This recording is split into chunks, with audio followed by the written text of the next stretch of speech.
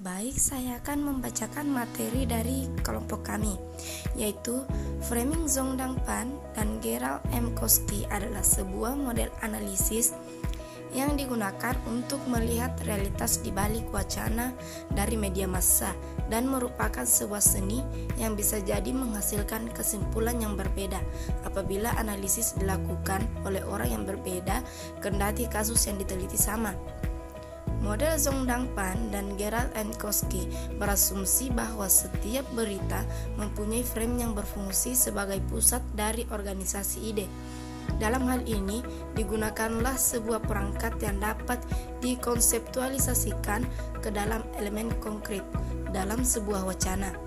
Kemudian dapat disusun dan dimanipulasi oleh pembuat berita dan dapat dikomunikasikan dalam kesadaran komunikasi. Perangkat ini dapat dipresentasikan ke dalam 4 struktur besar: sintaksis, skrip, tematik, dan teoritis. Baik, saya akan melanjutkan materi dari Siti Nurhalisa. Di samping itu, media massa memiliki fungsi yang sangat besar di tengah-tengah masyarakat. Berperang mengemukakan sesuatu dengan memiliki tujuan korelasi untuk menjelaskan, menafsirkan, mengomentari makna dari suatu peristiwa dan informasi yang dapat mempengaruhi cara pandang seseorang. Media massa bukan hanya sekedar sarana yang menampilkan sebuah peristiwa secara apa adanya, tetapi juga tergantung kepada kelompok atau siapa pemilik yang mendominasikannya. Dengan kata lain, adanya unsur kepemilikan yang mempengaruhi peristiwa tersebut.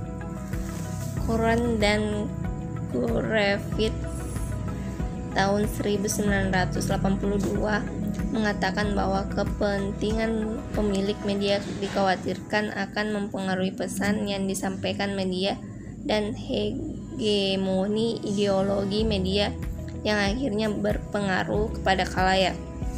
Subiakto 2012 104.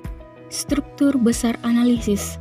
Sintaksis berhubungan dengan bagaimana wartawan menyusun peristiwa pernyataan, opini, kutipan, pengamatan atas peristiwa ke dalam bentuk umum susunan berita. Hal ini dapat diamati dari bagan berita seperti lead yang dipakai, latar, headline, kutipan yang diambil, dan sebagainya. Pada intinya, dari sintaksis ini diamati bagaimana wartawan memahami peristiwa yang dapat dilihat dari cara ia menyusun fakta ke dalam bentuk umum berita. Skrip berhubungan dengan bagaimana wartawan mengisahkan atau menceritakan peristiwa ke dalam bentuk berita. Struktur ini melihat bagaimana strategi, cara bercerita, dan bertutur yang dipakai oleh wartawan dalam mengemas peristiwa ke dalam bentuk berita.